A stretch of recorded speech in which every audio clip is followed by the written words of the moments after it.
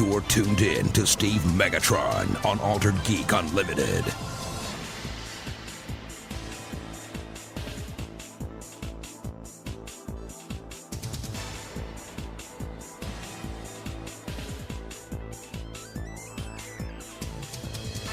Hello and welcome to Altered Geek Unleashed, episode 125. I'm your host, Steve Megatron Phillips, and joining me this episode are... Dave, Joe, and Mike.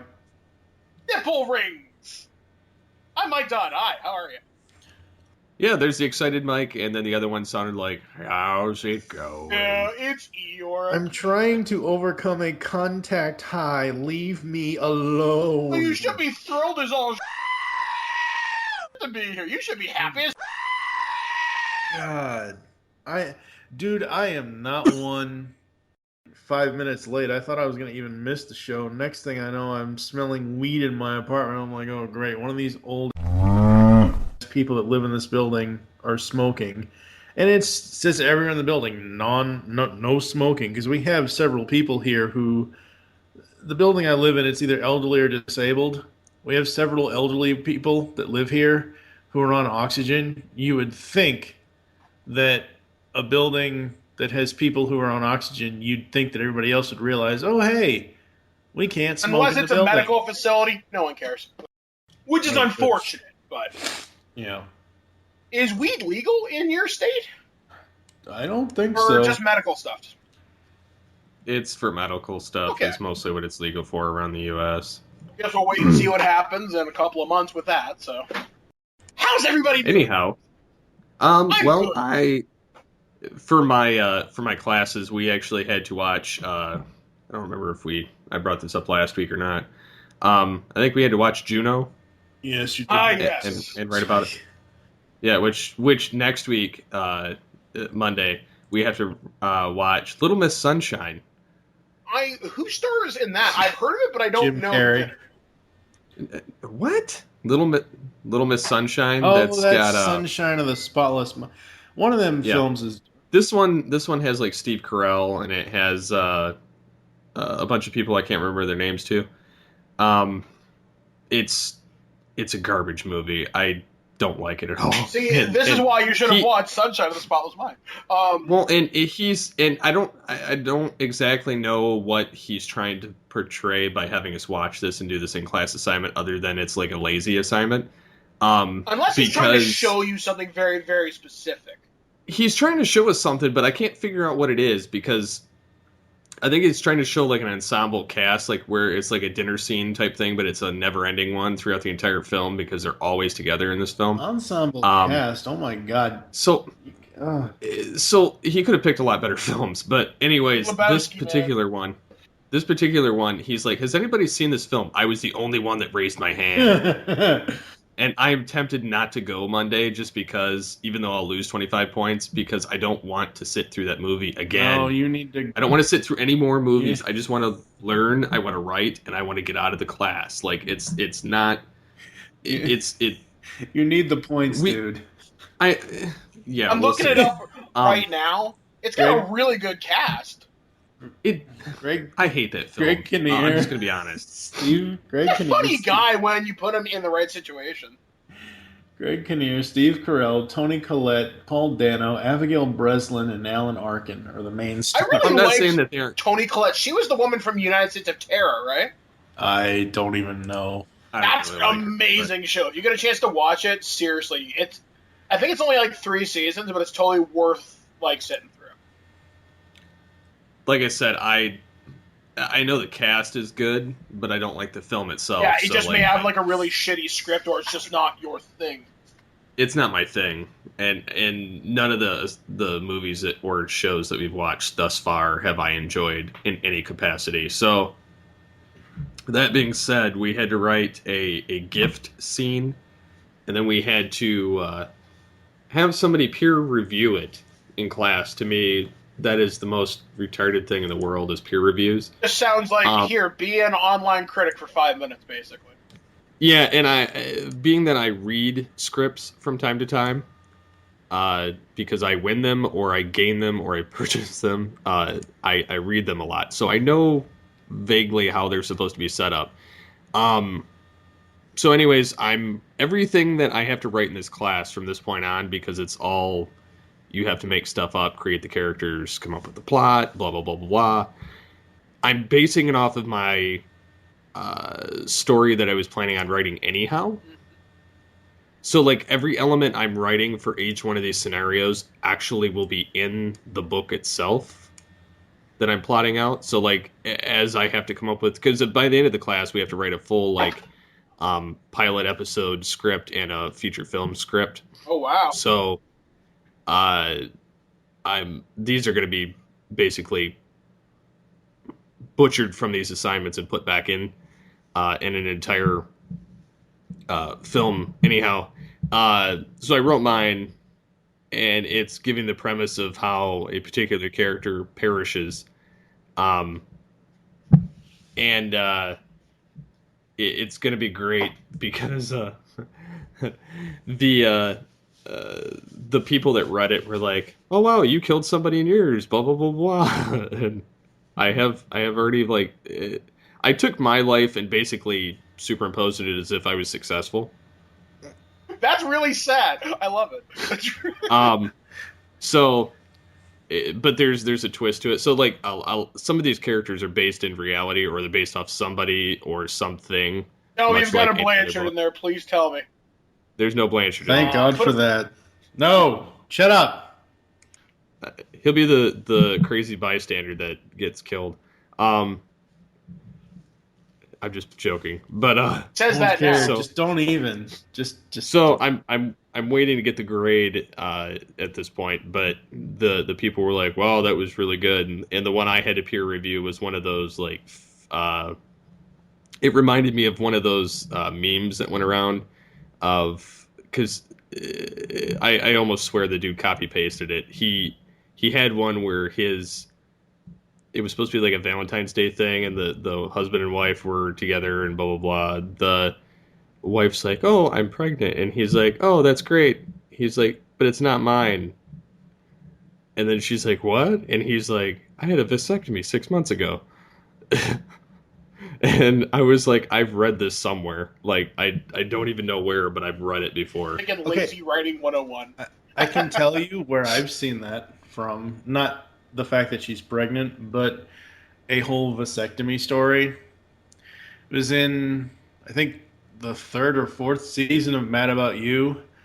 Paul and Jamie, Paul Reiser and Helen Hunt's characters, they are trying to decide whether to have a baby or not have a baby.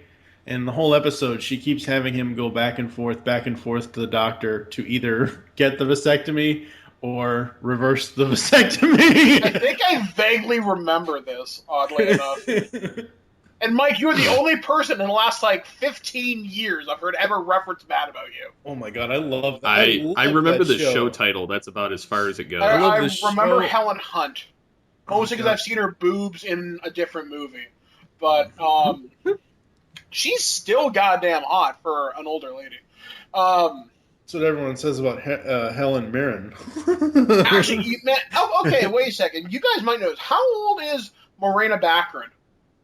Oh, God. Dr. Leslie Tompkins, no clue. She looks like she's in her 30s, maybe. Okay, because, we were watching, because she's in Deadpool, she plays the love interest, and I remember 15 years ago when she was in Firefly, she looked goddamn gorgeous then, and I'm thinking, okay, there must be a room somewhere where they grow nothing but clones of her, and they just periodically release them when they need one that looks younger. Because that woman has aged remarkably gracefully. Just, wow. That's all I'm saying. But anyway. My week is not as interesting as Steve's in Writing 101.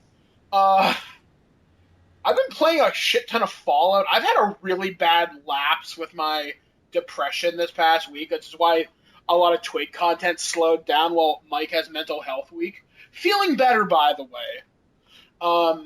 Tacos and Deadpool will definitely do that for you. I've discovered how much you can break the game Fallout 4. Now, I am so ridiculously powerful nothing in the game can kill me. I can just stand there, walk away, come back 20 minutes later, and I'll probably still be alive. It's kind of ridiculous. What else? I've also discovered, and Steve, you might get this because you're kind of more of a gamer than Mike. When you switch systems, but you play a similar game, do you find your skills are different? Yeah. Speaking of right away, I mean, I've played like Unreal Tournament 3 on both my 360 and my PC. The 360, I'm better at the game. Whereas I have Battlefield 4 for the PC and for the 360 as well. I find that I'm better on the PC reaction time wise compared to the 360. Yeah, probably because of the different kind of frame rates and how everything moves. I don't know if it's the frame rate. I think it's like the motion on the joystick, because I use the keyboard and the mouse with Battlefield on the computer, and I'm infinitely better because I can spin that mouse faster, and the laser is faster than my thumb moving on the movement stick on the controller. See, I'm the complete opposite. I suck at PC shooters. You put a controller in my hand, we'll have ourselves a competition. The reason I bring this up is you like I've talked about this countless times. I'm a huge Call of Duty fan, and I'm revealing the DLC for Black Ops 3. I know it's like a week late, but I just got my code. And on Xbox One, I'm pretty good. I usually finish with my K to D ratio. I'm usually positive, 9 times out of 10. But I played it on PlayStation 3, and I've never played hardcore before. Got my ass kicked. Absolutely fed to me. And it's because the PlayStation controller just feels different than the Xbox One, because the Xbox One's bigger, and I guess I'm just used to the button layout. I started playing it a little bit more last night, getting a little more used to it. But just, I hate that learning curve. Like, there's a company in the States there that makes controllers. You can get literally you could get an Xbox controller for a PlayStation and vice versa. I think the company's called Scuff. Like, they sponsor like a lot of pro teams. Seriously thinking about dropping some money in that, hopefully in the next few months. Because I found out last night my Xbox 360 died. Great. So, really? Yeah, so I'm thinking, well, I guess I wanted a new one anyway. So, because Microsoft doesn't service them, or at least my PR contact doesn't. So, on the bonus side, I can probably get like a 500 gigabyte for like $150. So, whatever. What a kick in the face, though, because I don't want to lose all my save games. I guess I gotta figure out a way to transport the hard drive and upload all my saves to the cloud somehow. Going back for a moment, I found... the hard drive comes out, right? Yeah, but not from the newer models to the older ones. Because the older ones are internals, and the older ones you can just pop out, right? But the newer ones are actually inside. Mine's one of the 4 gigabyte, one of the black 360s. And there's just a button you can press on top and just pop it off? On the side, yeah. It's on the vents. It's right along the vents. It sucks because that means all my Mass Effect characters I'm going to have to bring over, but since we're probably not getting Mass Effect 4 until like next year, I'm more okay with this than what I should be. But still, just damn. Plus, I think my Dragon Age characters are on there too, so that's a boner and a half. How long ago did Firefly come out? 2001, I think. Okay, so I found out, because I know her from Gotham, Leslie Tompkins, Marina Baccarin. I forgot she was in that show, yeah. She's currently a year older than me. She's 37. So God, when she's aged so well. When she was doing Firefly, she was 21. Wow. Yeah. I think she's hotter now than she was then. Going Nara. Anyway, but yeah, so that's something that I just kind of noticed from like Deadpool. But anyway, oh yeah, so I'll give you guys a very brief overview of Deadpool. Surprisingly good, actually. Ryan Reynolds totally nails it, and he's never obnoxious. It literally sounds like the comic book is speaking to you. Best Stan Lee cameo in a movie yet. outside of maybe maybe the Amazing Spider-Man 1, I think said almost as good, but this one's funny. More violent than I thought it would be, which is, Well, it's rated yeah, R. its whole point is it earned that wait. rating. Is the Stan Lee cameo more violent than you thought it would be, or is the overall movie more violent? No, he's in a the strip overall club. movie. The Stan Lee Okay. cameo is a lot more hardcore than I thought it would be.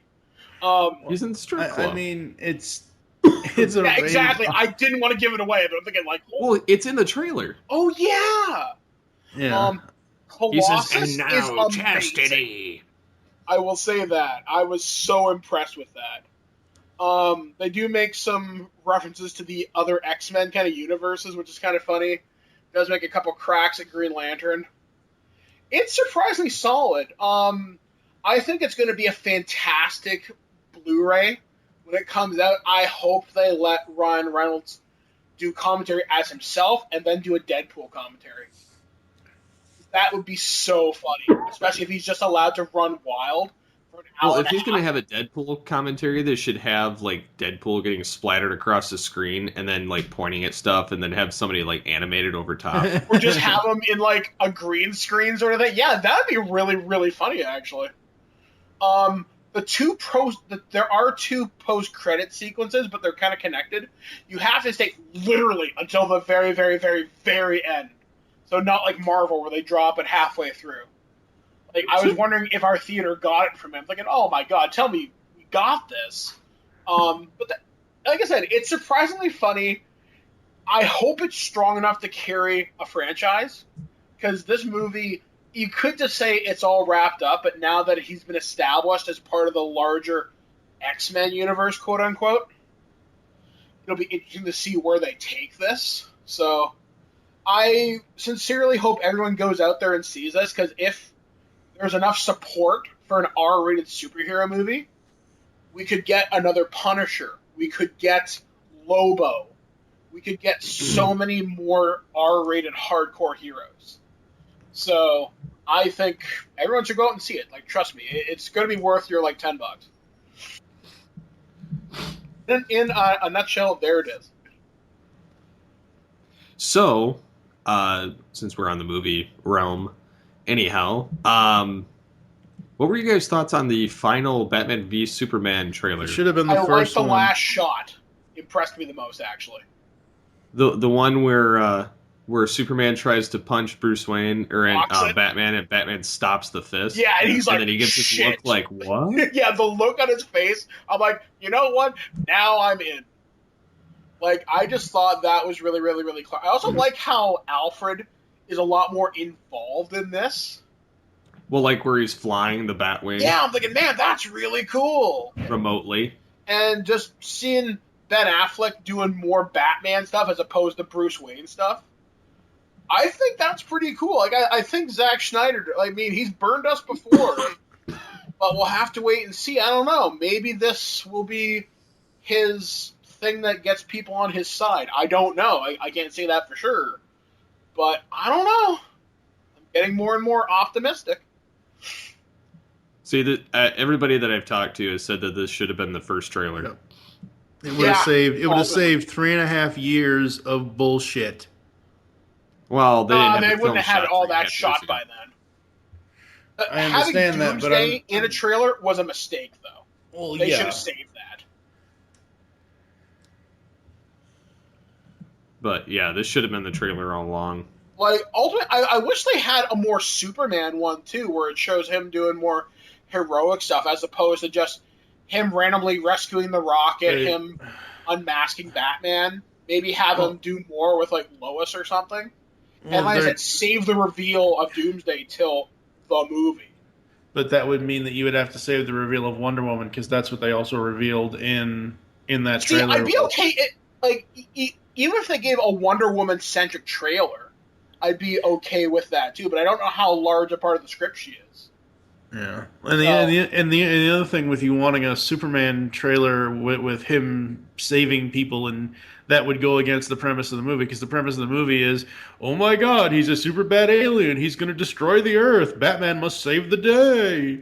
But that kind of ties into with the Super Bowl trailers this past week, where there was the Fly Turkish Airlines go to Metropolis, and you'll see our legendary hero, and it shows the picture of Superman holding the world up and him flying through Metropolis. So Metropolis sees him as a hero.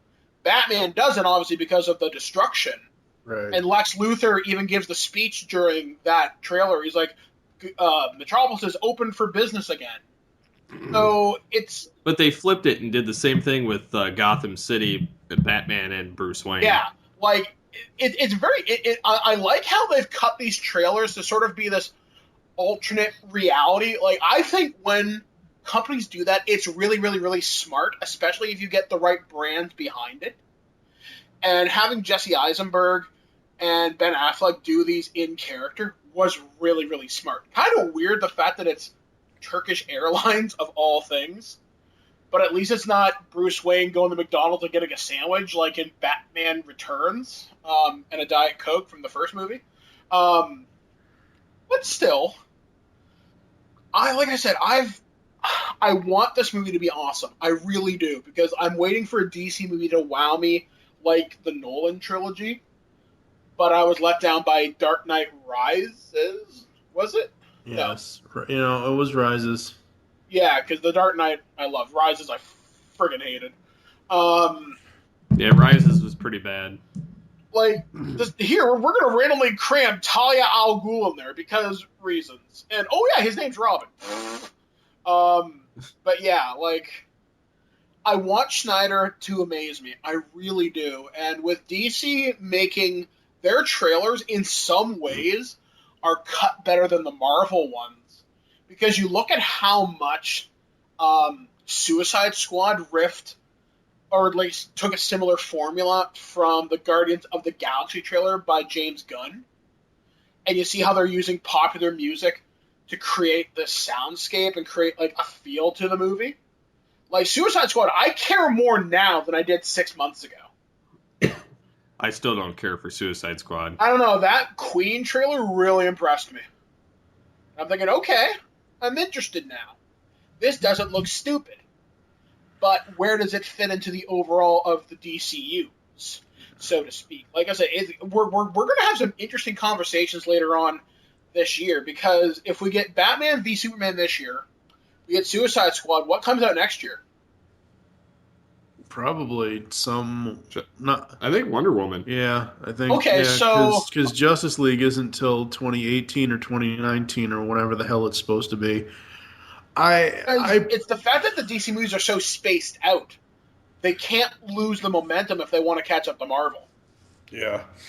I'm going to go see some of the DC movies, but I care more about the DC television universe than I do their friggin' movies. I'm sorry. I am still waiting for them to pull in somehow, and I know this will never work because I know, oh my god, Superman and Batman can't appear on TV because of the movies and whatever else, but when Rip Hunter said, I've seen Men of Steel die in Dark Knight's Fall, I was like, oh yes, please bring them in just for a cameo, please. I think that may happen at some point, depending.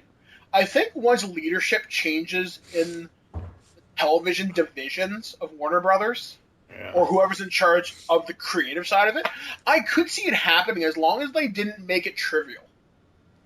Yeah. Like, I'm not saying you're going to get Henry Cavill and Ben Affleck to show up. Yeah, no, I'm but just you'll saying... get someone. Yeah. I mean, ultimately, I would love to see Tom Welling come back, even if it was just for, like, 2 minutes. I've been saying that for... Like, I said that... Well, I'm going to not say what I was going to say, because I actually say it later in this show, hopefully. The whole Tom Welling thing and whatever else is just... I don't know. I'd love to see it, but I just don't know. And this whole thing of that those two characters can appear, but in only one medium, is just the single dumbest thing Warner Brothers has done in 50 years or 100 years or however the hell long they've had the license for both of the big two there. I don't think it's stupid so much so, because I can see them not wanting to confuse the properties in the eyes of the public. I can see where they're coming from a marketing standpoint. But at the same time, because the DC TV universe and the film universe are relatively, all things considered, really well defined, I don't think people would get the confusion, because you're not going to get their version of Green Arrow mixed up with the guy on TV, nor are you going to get Grant Gustin from The Flash confused with this new Flash. It's just not going to happen. Well, I don't know, because I don't know, and I meant to bring this up when it first happened, when they had that DC TV or the DC film special thing a few weeks ago, or whenever the hell Kevin Smith and Jeff Johns got together and gave us whenever the hell that was. Jeff Johns said, "Oh, well, the movie Flash is going to be completely different from the TV Flash," and then he went through and listed the origin of the movie Flash, which is exactly the same damn thing as the TV Flash. But we're getting Barry, right? Not Wally, for sure? Yeah, it's Barry. Well, Wally's not. Wally's in the TV show. Barry is the core in the TV show, and Barry is going to be the core in the movie, but it's just a different actor. Yeah. But then again, like I said, I'll be interested to see what the movie version brings to it. So, like I said, DC's got a lot to prove. I think they've got the ingredients to do something great, but it's how they follow through. I've got really high hopes for the Wonder Woman movie, actually. I think that looks really, really cool. Like, ultimately, I kind of see that as their version of Captain America, actually, doing, like, a period piece with that. So, I hope it'll be as cool, because I think the Captain America, the First Avenger, is underappreciated. I really like that movie. But like I said, we'll have to wait and see what happens. Like I said, we're going to have some very good conversations after this summer. Yeah. It's going to be great. So anyways, the trailer looked really good for the Batman v Superman. The Flash, of course, when he's running through, you get to see all different universes pop up. Mm-hmm. Including Supergirl. Well, yeah. They're already filming the crossover episode. Which will be awesome. Which means that Martian Manhunter's in the same universe as Flash now, and Supergirl and Superman. I'm wondering if the DC TV, I'm really wondering if they're going to pull a Superman the Animated Series gem out of the vault, because I'm wondering if they're going to do Flash versus Supergirl Speed Demons and have them race. I doubt it. And I know, but I think that would be kind of funny, seeing Grant Gustin and Melissa, whatever her name is, do the Speed Demon race, because we haven't really seen her use super speed. We've seen her use the other powers, but I think what's going to happen is in trying to return to Earth 1, he's going to end up traveling to there. Yeah. So, speaking of other trailers, the TMNT 2 trailer that came out with the Super Bowl was spectacular. Cool. Krang, they took the 80s Krang and gave him like an update, but it was a welcome update. It wasn't like horrible or anything.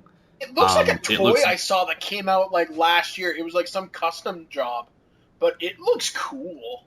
Well, what's funny is the toy release of this, came out sooner than the trailer, kind of teasing Krang, about a month ago. Yeah.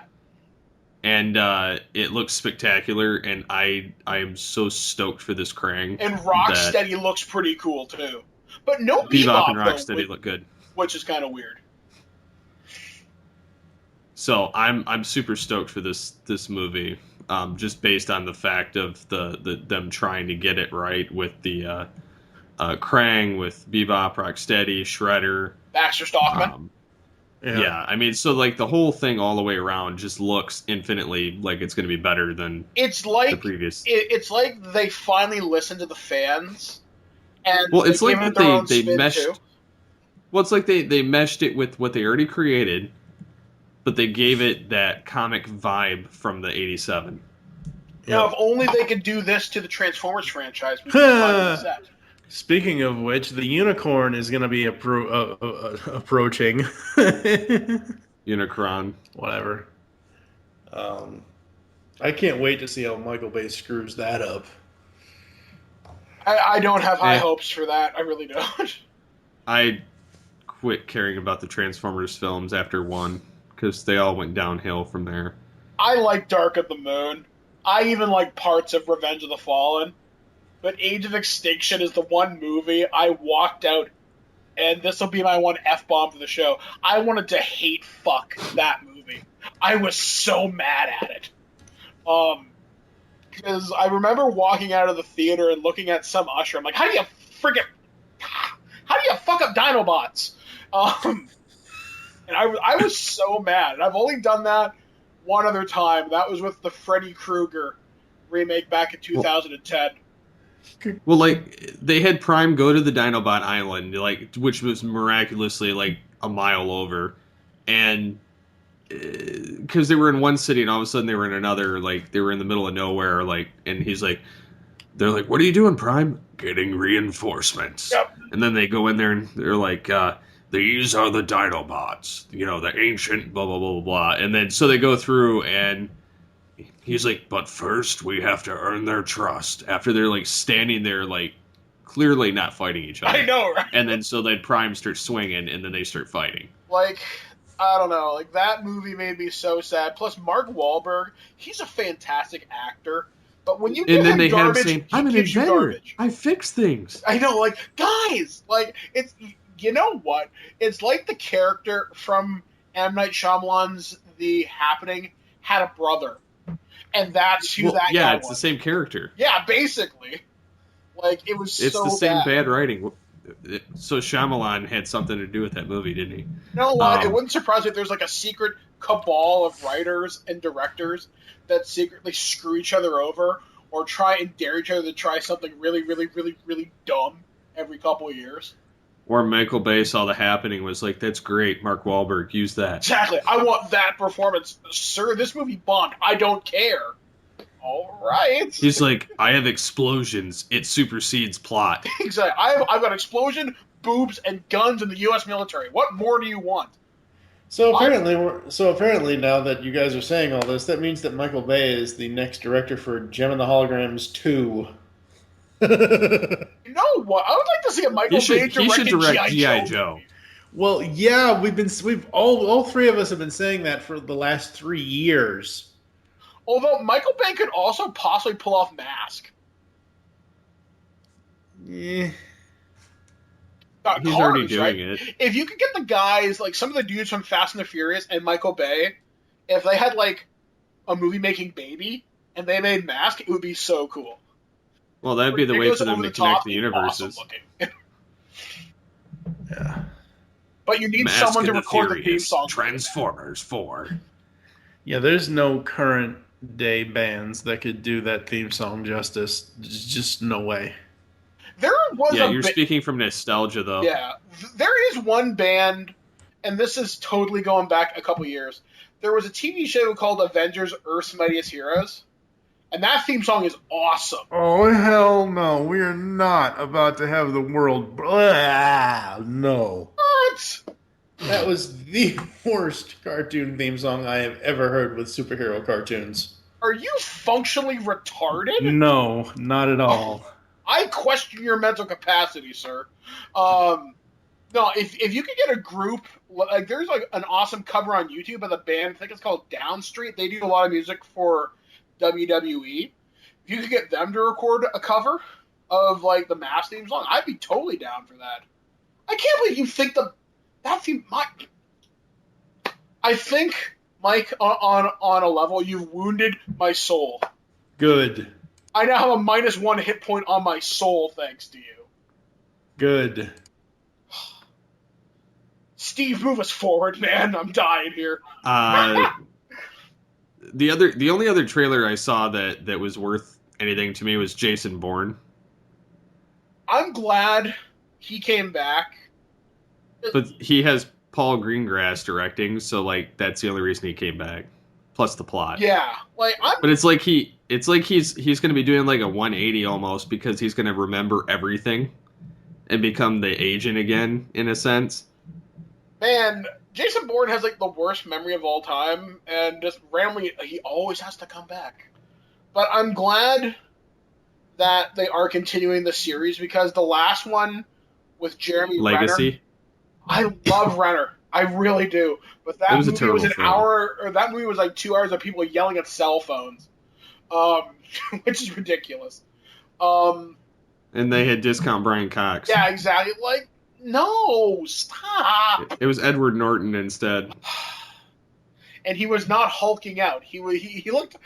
You know what? In that movie, he wasn't mad. He was consistently annoyed. Yeah, he was like, "Come on, people, we have to go catch him." Yeah, he's like, "Guys, I gotta go to Starbucks. Can we hurry this the hell up?" There was never any sense of real urgency with Edward Norton. I love that. Just consistently annoyed Norton. The only other Super Bowl trailer that I can remember, which I'm surprised I didn't do more with, was the X-Men Apocalypse trailer. Basically, we got more shots of Psylocke, Jean Grey, and Cyclops. That's all we really got, and it was only 30 seconds. Well, and then didn't you have Apocalypse crushing Professor X on the ground? I seem to remember that from other trailers, I think. I think it was in that one. I think, yeah, so you had him showing his, like, shape change ability. I know one thing, they're really trying to push Olivia Munn as Psylocke right now, which is really good, because she looks really good in the role. I just see her, and I see the co-host of Attack of the Show. I see her from Magic Mike, and all I see are boobies. She's beautiful. I'm just saying. No, they're saying if she does well, who knows? There could be a Psylocke spinoff at some point. I'd be down for that, but if we get a Psylocke spinoff before we get Black Widow, there's something seriously wrong in the Marvel Universe. Well, one's Fox, one's Marvel. Yeah, I don't know. It's just, I think Marvel's screwing the pooch here when DC's like, we're having Wonder Woman, and it's in production, and it'll be out next year. Yeah, like, honestly, we should have gotten a Black Widow movie with Hawkeye, and it should have been, like, Jason Bourne, but with, like, monsters or something. It could have been awesome. It could have been, but it failed. I'm trying to think of, like, other Super Bowl trailers I can't remember anything else that I really gave a crap about. Like, this year seemed very low-key in a lot of ways, because I don't follow football, so I don't know anything that happened. Even the halftime show I heard sucked. But I haven't seen a good halftime show in like 10 years, so. There hasn't been a good halftime show since Nipplegate. Even that one was kind of, I don't watch Super Bowl. I watch the trailers and the commercials. Yeah, like, same here. after That's the fact. only reason. Like, I remember watching it when Age of Ultron came out, like, last year. I like to irritate my teacher in class because he brought up the trailers in class, and he's like, "Hey, let's watch this, blah blah blah. What do you guys think about this? Did you guys watch? How many of you watched the halftime show and blah blah blah?" And I'm like, I don't watch the Super Bowl, and I was just blurting it out because I didn't want to even be talking about that. And I told him, I said, I wait until the next day. I says, I catch the internet wrap up of all the commercials and all the trailers, and I watch them all in one sitting. I says, and then I skipped this thing that they call a football game, and he says, but blah blah blah blah blah. Like, you're supposed to watch it. You're supposed to have the ratings. You're supposed to, because sports ball. And I'm like, but I don't want to watch the game. Like, I'm like, that's the giant commercial for me. Yeah, pretty much. You're just waiting for this crap to end to get to the commercials, which is a really funny way of looking at things. Because, like, I really well, it's sad when you look forward to the commercial more than the show. In a big event like that, if you're a geek, that's what you look for. If you're, a football geek, then you look for the game, not the other stuff. So, I mean, it's kind of a win-win for everybody. You know what's weird, though? You only see these really big commercials during Super Bowl. You never hear about big commercials during the World Series or the NBA Finals or the NHL Finals. It's because they put Hollywood budgets and directors in charge of these commercials to make these, like, extended commercials that these companies spend millions of dollars bucks on. Yeah, to market during the Super Bowl. It's actually the premier time for any of it to go on, but I don't care for the game, so... One missed opportunity is I'm really surprised Sony didn't decide to show off a Ghostbusters teaser or something. Even if it You was... would think something. Well, I mean... according to director Paul Feig, we're supposed to have a trailer by the end of the month. And February's the shortest month, so I'm looking forward to it, but it's supposed to be a full, 2.5 minutes. I'm cool with that, as long as it's a long trailer.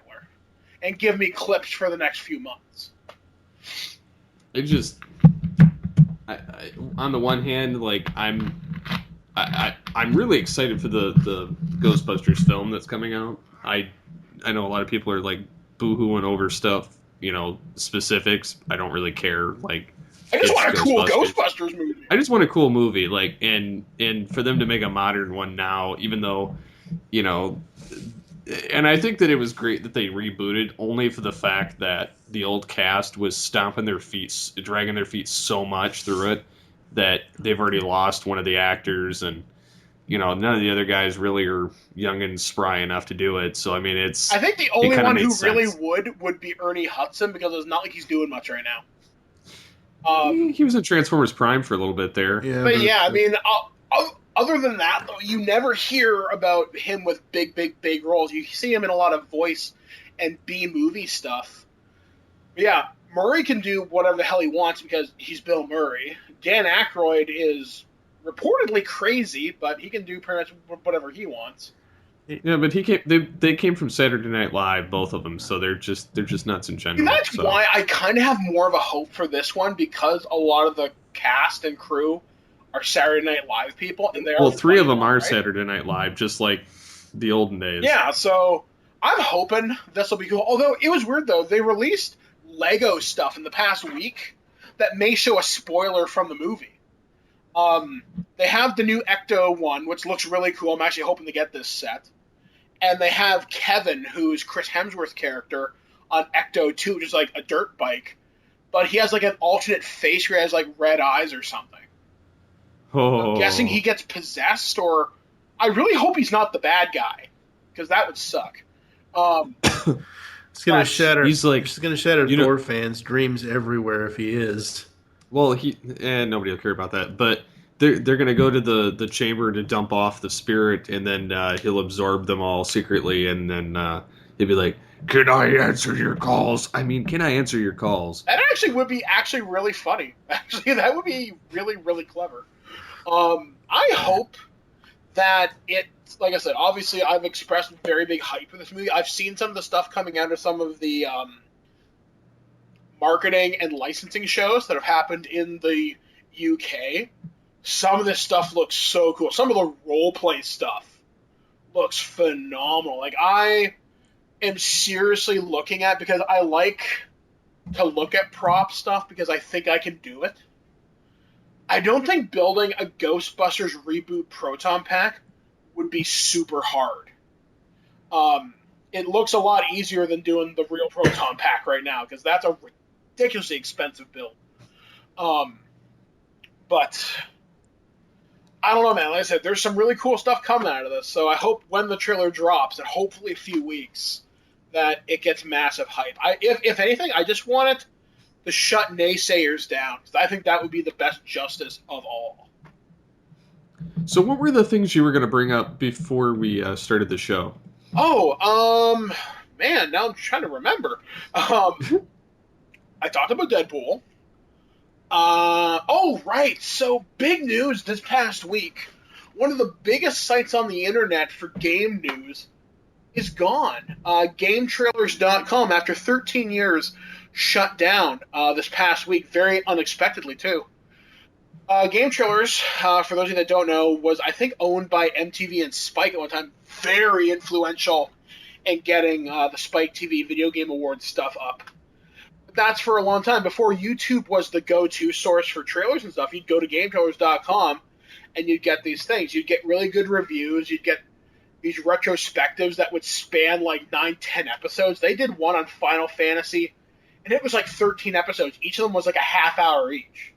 Incredibly well researched, really, really well produced. Jeff Keighley had a pretty big history over there himself. He's the producer for the VGAs and does a lot of stuff in the game industry as well. That's where Screw Attack and the AVGN got huge. I've been featured on game trailers when I did an exclusive for the Ghostbusters video game back in 2009. So the fact that they just shut down just like that surprised me, because I was watching their review for Lego's Marvel's Avengers last week. I was thinking, okay, cool, can't wait to see what these guys think of Street Fighter V when it comes out. And they're like, yeah, guys, we're done. Thanks for all your support over the years. I really hope they take their content and upload everything to YouTube so at least they can make a little bit of money. I mean, even if it's just a few people getting like enough for a pizza a month, I just want their content to live on. Like, I'm really kicking myself in the ass. I didn't download all their retrospectives because they did one on Metal Gear that was really, really well researched. I don't know whether they added to it for the Phantom Pain last year, but they did one leading up to the release of Peace Walker a couple years ago for the PSP. And like I said, incredibly well produced, well researched. They did one for Zelda. They did one for Metroid, Grand Theft Auto. I think that one covered up to 5. And I think it's a real loss to gaming to lose a site like that, because we've lost Joystick in the last couple of years. I don't know whether Shack News is still around. And you see other websites like Destructoids had issues where like they've lost their podcast or they've lost certain people on their staff. Like I remember when Max Scoville and I can't remember the name of the other guy used to have a really, really funny show. There's one that was called Internet Rabbit Hole that I really liked, but I can't remember who produced that.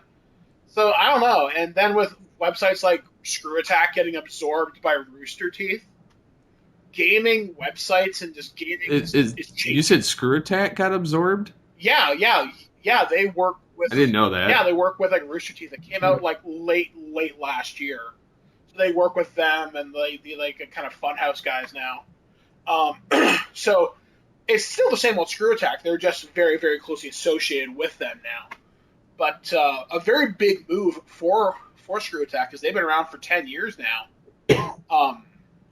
Which they're going to be celebrating that very, very soon. Which still the first G1 of the year, so that's awesome. But yeah, it's just things are changing, man, and it's kind of sad to see some of these sites go by the wayside. Because, like I said, I would probably say a good chunk of my interest in gaming journalism came from Screw Attack and game trailers. And I know web personalities like Pat Contry, the NES punk, got his start there because they featured tons of his early videos there. So it's a loss, that's for sure. I hope everyone who worked there bounces back or finds work within the industry somewhere. So thanks, game trailers. I'm going to miss you. And what was the other one that you were going to bring up? There was one thing. This was discovered today, and I don't understand the science behind it totally just yet. But they discovered gravitational waves, observed it for the first time. This was predicted by Einstein, like a really long-ass time ago. They detected the merger of two supermassive black holes, and they were able to detect the movement inside two individual atoms. And the reason that's a big deal is because they didn't know whether gravity affects space-time. And they thought they've detected waves for years, but that could be the Earth shifting, that could be a freight train passing like a mile down the road.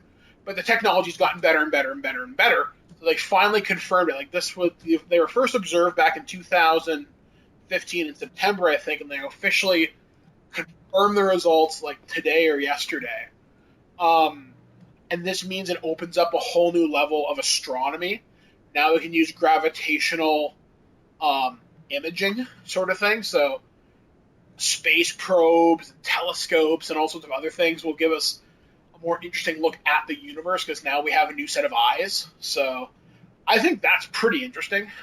Just the fact that we're now seeing new science happening right now. So I'm very excited to see what else is going to happen with this. Like, I think in 10 years, we're going to have some really cool data that'll probably rewrite a lot of textbooks. So, yay science! Yay learning! Awesome. I'm sorry, I'm a huge science nerd for that sort of stuff. Speaking of science, Star Trek. Yes! Great 2017. showrunner! Yeah, Brian Fuller, who I originally wasn't like too keen on because every show he's done has gotten canceled. Granted,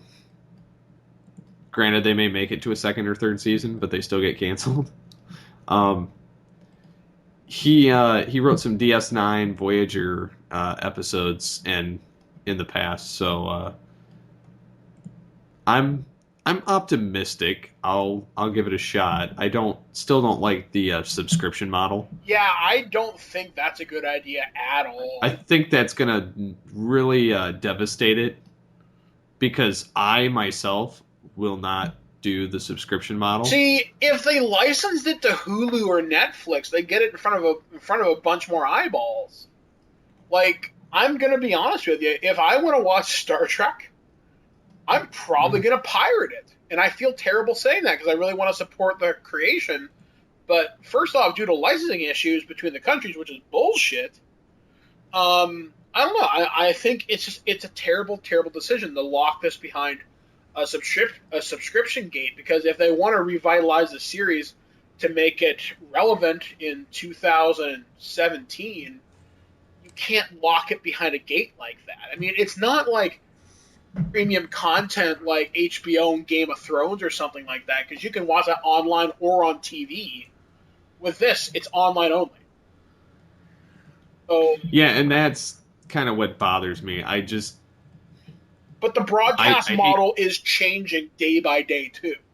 Yeah. Well, and I hate the fact that I'm saying I would pirate it because I would, but it's more so because I'm not going to pay an extra subscription model when I'm forced to have cable TV because of my cable internet provider. Well, yeah, and at the same time, I mean, even if it was a CBS service, what shows are on there? I mean, I know CBS owns the entire Star Trek back catalog, but what else? Currently, what else am I really realistically going to care about? Okay, CSI, maybe? That show's gone. I mean, CSI...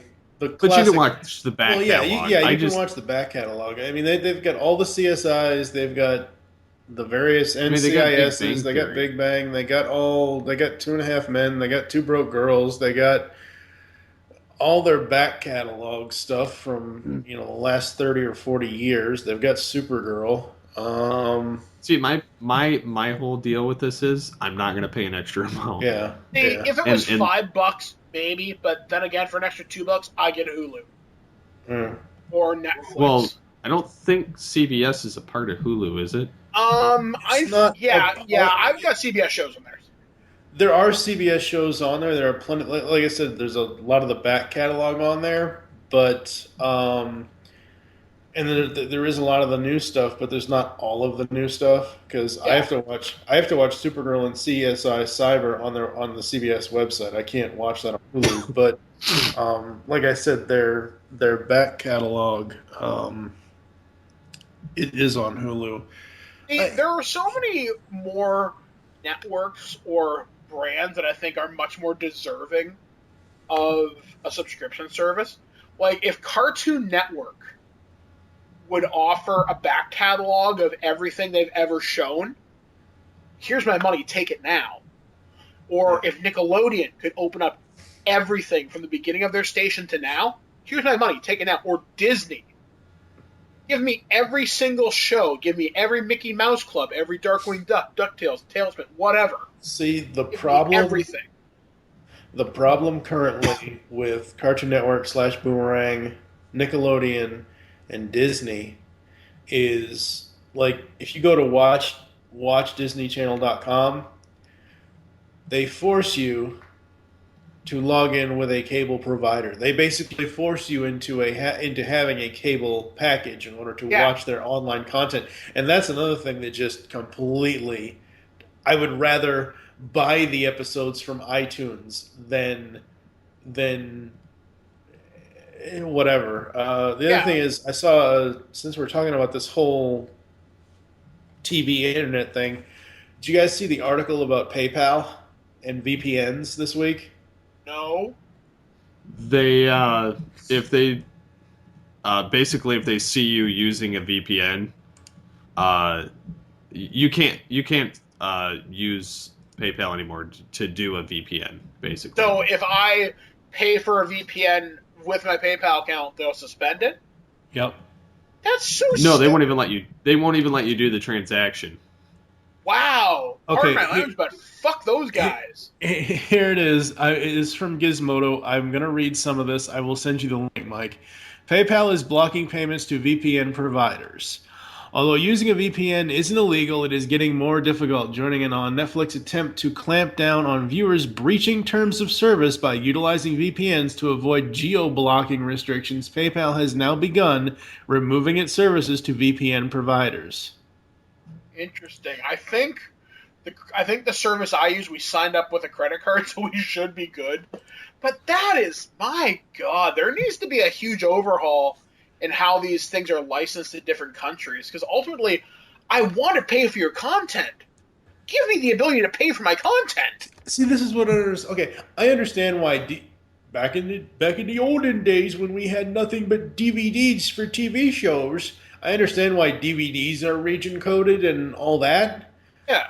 Why do the Netflixes and why does that crap have to be region coded? You'd think if you want to say we're Netflix or we're Hulu or we're whatever, and we have millions upon millions upon millions of options for you for television and movies and whatever, you'd think that they'd have it all be region free and be able to, I know in Canada it comes down to cable companies. It depends on what class of license these cable companies have and what they can show. Like I know in Canada, one of the big providers is a company called Rogers/City, and how they license their content.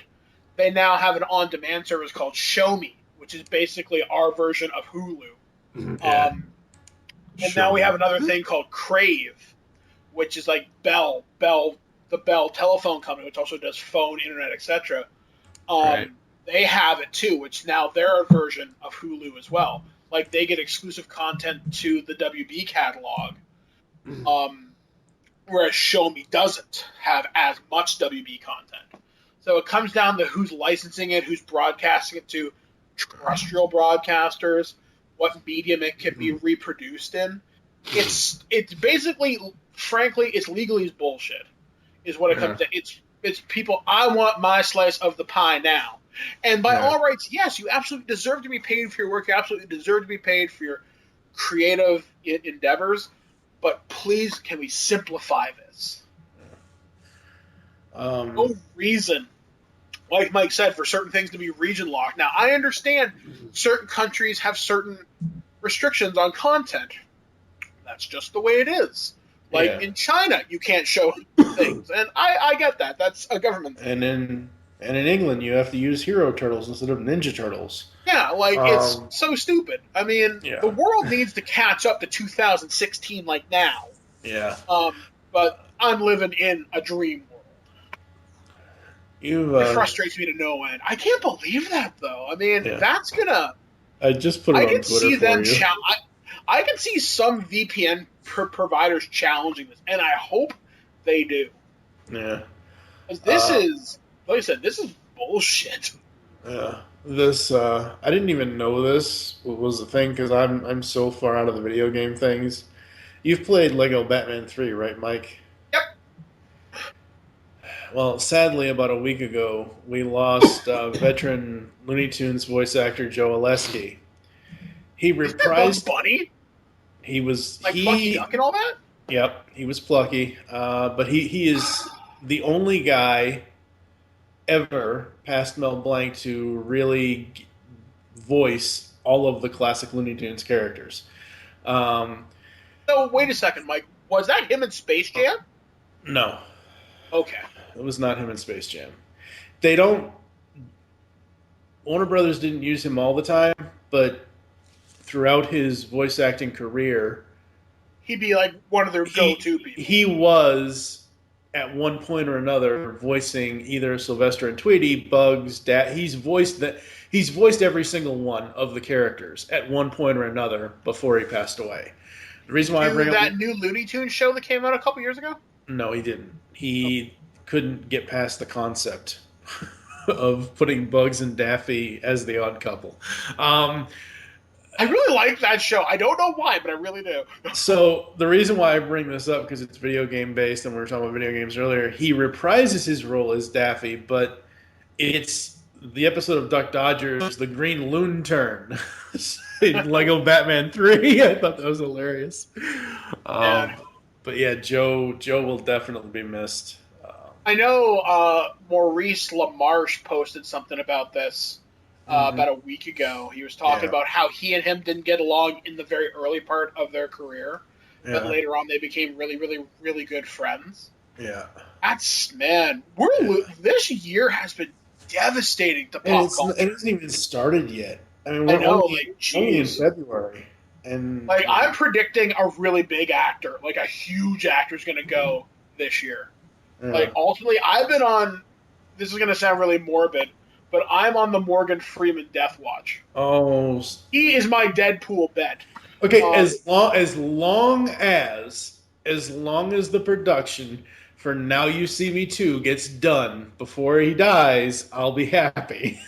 Yeah, see, I'm glad. Yeah, I really hope he finishes that. I mean, I'm glad that they had when the guy that played Saruman, help me out here. Christopher Lee. I'm really glad he got all of his Lord of the Rings stuff done before he died. Yeah. Same with Michael Gambino, the guy from Harry Potter, the guy that played Dumbledore. I'm glad he's still alive and was able to finish everything, because when he replaced the old Dumbledore, frankly, he was way better. But anyway, and same with Alan Rickman. Can you imagine? This is probably more my thing than either of you two. I can't imagine anybody else playing Snape. Stuff like that. So I think we're going to lose someone really iconic this year, and it's going to shock people. Not like losing David Bowie or Lemmy or anybody else is not shocking, but I don't know. I got a feeling a heavy hitter's going down this year. Which is unfortunate. It's terrible. It's an unfortunate part of life, but just, I don't know. I remember when Alan Rickman died, I was really upset about that. Because I had just watched Galaxy Quest and Dogma that week, because I was just really bored. So I was just watching it on my DVDs and stuff. Man, that's freaking Hans Gruber. That's Snape. That's weird. Mr. Potter. Yippee-ki-yay, Mr. Cowboy. Freaking love that guy. Sad he's gone. But anyway, yeah, it's really sad to hear about Mr. Lasky, so I wonder who's going to do it now. Currently, the next kind of voice act. I'm trying to think. Because the Looney Tunes show is gone. The Looney Tunes show either got canceled or it ended or whatever else. They have this new series they started last year called Wabbit. I didn't even know that. I thought Looney Tunes show was still going. No, it ended. They killed it? Currently in Wabbit, Jeff Bergman is Bugs Bunny, Foghorn, and Wabbit is, and Maurice is in this show as Yosemite, but Wabbit is completely different than any of the other Looney Tunes stuff that we've ever really had, and it's it's. But is it good? I don't know because I have not watched it. I just know that it's very strange because it's not all the classic, like Daffy Duck's not in it yet, if he ever will show up. Yeah, Looney Tunes show only had 2 seasons. It ran from May 3rd of 2011 to August 31st of 2014. Oh my God, it ended 2 years ago. Wow. I thought it was still going. I really did. Like, I've seen Nope. probably like 8 episodes, and I really enjoyed it. Yeah. Which I don't know why, because the concept was so weird. Although that's not the weirdest Looney Tunes thing I've ever seen before. The weirdest was that Lunatics Unleashed, yeah. What is this? Like, what is this witchcraft? Yeah, that's so strange. Cut it out. Speaking of which, You forgot two very important words. Have mercy. No. How rude. Cut it out! we have a Fuller House trailer that came out too. I don't know how to feel about this yet. I saw it. I think it's trying too hard. Unlike Girl Meets World, that kind of took it and reinvented it. See, there's something about Girl Meets World that seems more organic. It seems more authentic. It Whereas- is, because it is a true sequel series, whereas Fuller House basically just took the... It's a rehash with opposite genders. You know what it feels like? Okay, as kids, did you guys ever have those books and you put stickers in them and like you could recreate scenes? Yeah. That's what this feels like. Like, okay, here's the Full House set, whatever.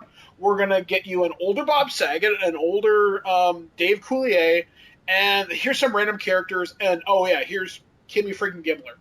And insert laugh track. It doesn't seem...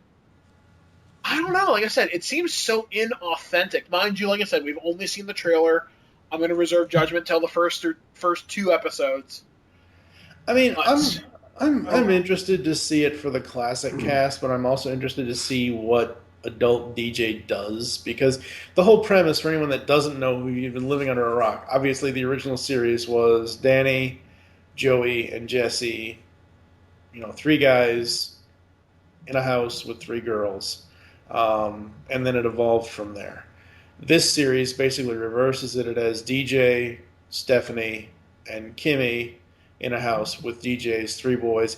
And the funny thing, I didn't even know this until the trailer. It also has Kimmy's daughter as well. Yeah. See, They're I didn't all live together. Well, when originally this was announced, the only thing before any of the trailers came out, the only thing I knew was that it was reversing the male-female things with DJ and all that. I didn't even know about the fact that Kimmy was going to have a daughter or anything like that, which I'm optimistic. There was a little line in the... well, she's supposed to be the 90s throwback. Yeah.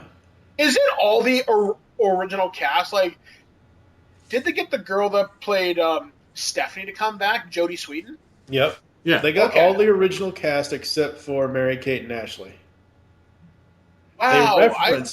They reference Michelle several times. Have you seen the trailer? Yeah, and they're like, "You got it, dude. Let's prank call her at 3 o'clock in the morning." I'm thinking, why are you drawing attention to the fact that they're not there? Well, I think that was a bad move, but I can see why they're doing it to get people. Okay, like, so- oh yeah. When I first saw the trailer, this is just when I first saw it. It was before it was just the trailer. It was the Ellen exclusive. So she's sitting there talking to the 3 of them, talking to Candace and Jodie and Andrea. And she asks them about Mary-Kate and Ashley and They're like, the door's open, but they're not coming back. Yeah. She's like, the door's always open. If they want to come back, they'll come back, but whatever. It wouldn't surprise me if they show up in the last 5 minutes. Yeah. Because ultimately, like, guys, we'll pay for your plane ticket and a hotel. Here's lunch. Just show up and say hi. You know what I mean? Like, there's no reason for the Olsen twins to not do it. Like, realistically. What are they doing now anyway, other than their fashion stuff? I think that's the majority of their time, which obviously doing a business, something like that's very intensive and you can't be away for too long. But you're telling me you couldn't take a weekend. Yeah. Go up to wherever. My favorite scene in the trailer is between Jesse and Stephanie. You're forgetting 2 words. Have mercy? How rude. Yep. I love that. No, yeah, it was funny, but I'm hoping it's good. I really want it to be good because I know that's something me and Blair will probably like power through in like a week. Yeah. But I don't know. I kind of wonder what other shows they could even reboot like this. Like, if only just for one season sort of thing. Like, what could be the next Netflix revival series that's live action sitcom? You have 13 episodes or 10 okay, you have 10 episodes, you can resurrect one classic sitcom. See, I think Full House is 26, isn't it? First season. I don't know. I think that's what it is. I don't know. I could be wrong. Anyway, classic sitcom. I might consider bringing back Cheers. Yeah, just because I think that might be really, really funny. Now, are you going to do it with the classic cast, or are you going to do it? Are you going to do like a reinvention of it and have? I would have Ted Danson still there. See, there's already a problem with that. He's currently starring as DB Russell on CSI Cyber. Oh, I'm sure they could find a way for him to do two shows at once. I'm sure they could. Yeah. You back up a dump truck to his house, he'll figure it out. I would have Cliff and Norm back for sure. And I might see what Kirstie Alley's doing. And then the rest is all new people. And see what happens. Alternatively, I would like to see Home Improvement. We kind of already have that though in Last Man Standing. Yeah, I guess that really would work. I think what else you could do? Because you can't do Alf, not properly anyway. You can't do Family Matters because Urkel is so beyond even. Actually, that might not be a bad idea. You have it be like Urkel's kid. And then you maybe have it how him and Laura are together or whatever. I don't know. You could figure out something. Yeah. Because I'm pretty sure almost all of them are still alive, except for the girl that played Myrna, who died very tragically of cancer. What a crime that was. Yeah. She was gorgeous. My God, I had such a crush on her when I was a kid. But yeah, Failure, that's actually not a bad idea. Keep it in the same location. Hey, maybe, okay, here is my pitch for Family Matters, the reboot. Urkel and Laura are together. They have a son who wants to be a cop like Carl. Right. And it's a weird buddy cop comedy show in a weird way. And the son also has an interest in science, so he works in the crime lab. And hijinks. So wait. The son wants to be a cop. He has an interest in science and wants to be in the crime lab. Next thing you know, a flash of lightning and boom! Speed Urkel. Yeah. No. Boom! Wally West. See, I think that might be really, really, really clever, especially if you pulled it off right. And if you got the right cast members to come back. You know what? I think the final shot of our reboot should be Richie coming down the stairs, thinking, "Man, I've been upstairs for like 26 years. What'd I miss?" Or like Grandma Winslow if she happens to be alive. Grandma Winslow, because she went upstairs in like season 3 and never came back. Or like Rachel, just randomly just gone. I think that'd be kind of a really funny fourth wall breaking joke. But that's the joke you could only ever do once. But yeah, I think that'd be really cool. Let's hear your kind of... You guys go, pitch. Of what show I bring back? Yeah, you can make one show, any cast member you want, 10 episodes. Exclusive to Netflix. I don't even know what show I'd bring back, honestly. Yeah, I don't either. Mad About You might be kind of an interesting idea to bring back. No. Well, you never see Paul Reiser anymore. Yeah. That sucks, because he's really funny. Oh, he is. I just think that and see, the funny thing, the reason why I say no to that is because the final episodes of that series, it was a 2-parter called The Final Frontier, and in those episodes, divorced or something? In those episodes, it's Janine Garofalo as an adult Mabel talking about her parents and throughout the years, and they go into the future and into the past, and into the future and into the past, and some of the years that they go into, like they hit 2011, they actually hit 2015, they hit 2021. At some point, they split up somewhere along the lines in there or whatever else. But no, there are just some shows I don't think need. Like Mad About You is a show that it's a Also show kind of that obscure. started. No, it's not. No, it's not obscure at all. It started out as a comedy, and then as I was watching it when it was airing on reruns on whatever channel it was that I was watching it on, it started out as a couples comedy, and then it turned into a really serious couples drama. Like That's interesting. I wasn't expecting that at all. I do know at some point this year, I don't have an exact date because I don't know if an exact date has actually been announced yet. I do know that Mill Creek is finally coming out with a complete series release for this. About goddamn time. Because season 6 and 7 were never released on DVD. I would like to see a 1-hour special for Roseanne. Oh.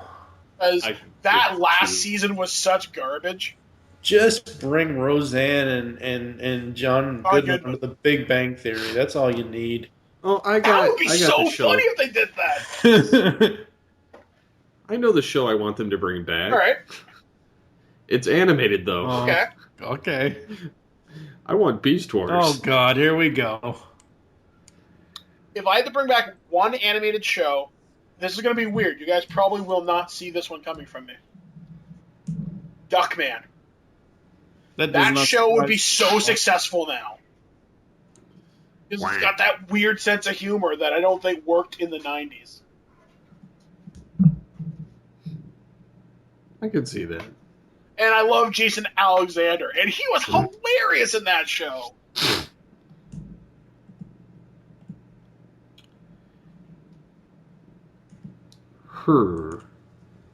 So I'm kind of getting into the comments from last week. I know Commenting, of Goldar's course, still on our- alive. Yeah. Yeah, because Mike found that one. You know why? The only reason why I know that outside of finding it is because, and people will hate this, I found out that he is the voice of Captain Kangaroo. the attack beast vehicle in Team Knight Rider. When I was doing my Knight Rider podcast, I found that out, and I'm like, oh my God, Goldar is a voice of a talking truck. That's so weird. Yes. But, yeah, so everybody was commenting about the Elizabeth Banks casting, saying that she'll be good. And then, of course, the comments about the Fine brothers not being so fine. So, Yep. So, Steve, last week we were talking how I was going to give you a box of 360 games. yes. And I'm putting this challenge so the listeners are aware of this. I'm going to send Steve a bunch of games. I'm giving him like 10 or 15 games, including Grand Theft Auto 5. But the game I want Steve to beat, and I'm going to check his gamer profile to do this, and I will give Steve $20 US if he beats The Walking Dead Season 1 from Telltale Games.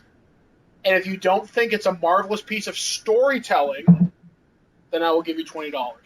But I expect you to be honest about this. And I'd like people to weigh in the comments as well, because I think a lot of people will agree. Those games, you don't have to know jack about the show to know those games tug at the heartstrings. That's one of 3 video games in my life that have made me cry.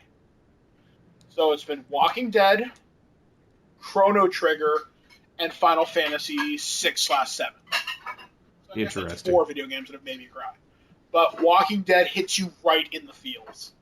So I will put the challenge out to you. There's $20 riding on it. So listeners, keep Steve accountable to this. I'm not saying you have to do it in like a week because you're in school. Let's say in like 3 months. You have 3 months to beat it. 3 months. Yeah, we'll see. All right.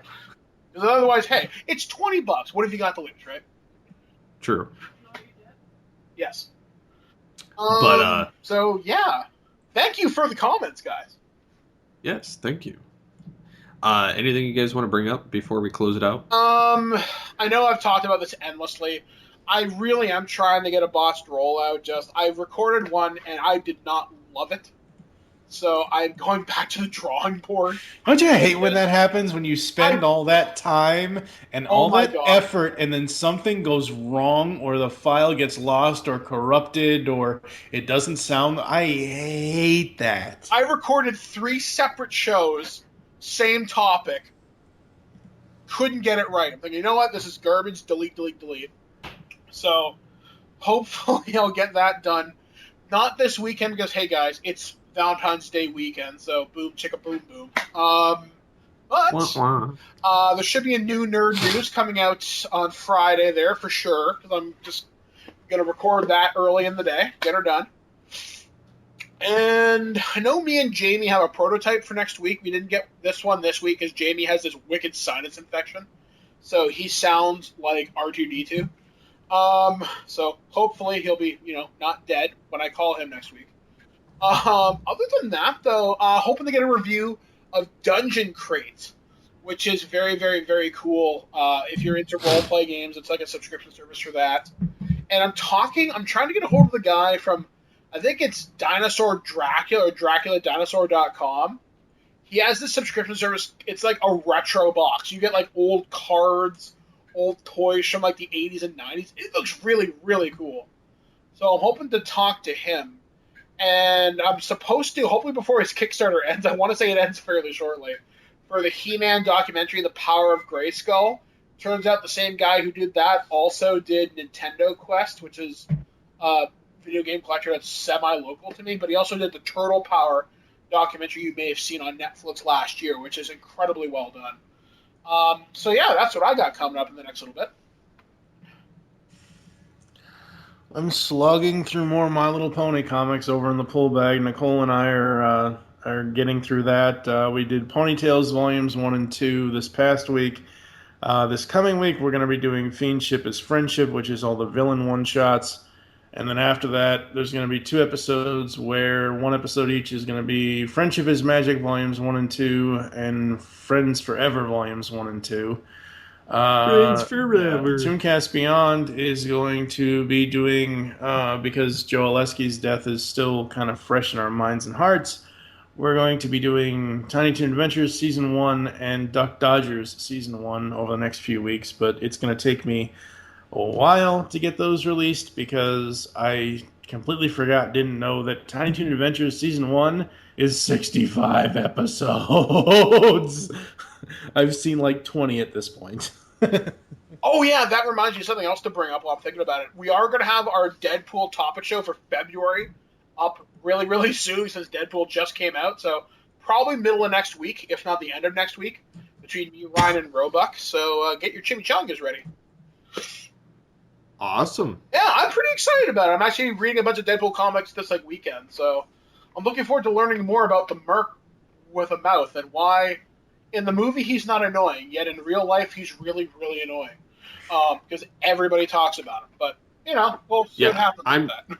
I'm really looking forward to learning more about Deadpool as well. But presently, I have yet to see the movie, so... We'll talk about that next week, because you're going on the weekend, right? Yeah. Exciting times. We'll have a Deadpool discussion next week. It'll be great. Yeah. Really quick before we go, I think this is something you both should check out. I know Steve is a huge fan of Prison Break. I recently interviewed a comic writer, Ryan Ferrier. He does Dave 2, the upcoming Hot Damn from IDW, and a series he's doing over at Boom is called Kennel Block Blues. It's basically Prison Break, but for dogs with animals. And it's I've read the first issue. It's amazing. So are they like furries or are they like actual animals? They're angry beavers. They're anthropomorphic animals. They're animals. Okay, so they're furries. Okay. They're furries. Hey, as long as the artwork looks cool. I will say this about furries because this can set off an entire new topic. God, no. Furries, Steve, close the show. Looks awesome. And some of it is really, really disturbing. I've seen a horse do things to animals I never want to see again. But I've also seen a fox riding a skateboard that would make a wicked tattoo. So, Rule 34, people. Rule 34. Oh. Nice. It's terrible. Actually, really quick, because I love to embarrass myself. Went to one of the first anime Norths back in like 1998 or something. Went to this. I was still in high school, so me and my friend were staying in Toronto. Went to Anime North. I remember him buying 2 CDs of fur porn for like $40 off some creepy looking dude in the back of like the friggin' dealer's room, and I'm like, "What's furry porn?" And I'm like, "Oh my god!" Okay, that's kind of hot. We're gonna save that one, but oh my god! Now that I've embarrassed myself, feedback at geekcastradio.com. I don't know. Leave comments because I'm disturbed. You can send your furry information to Mike at thisweekingeek.net. If I would be really okay. You can send me cool furry art, but if you send me anything weird, I'm coming to your house with a shotgun. That's what she said. Oh. So with that, until next time, get altered, get geeky with the Altered Geeks. Furry porn is weird.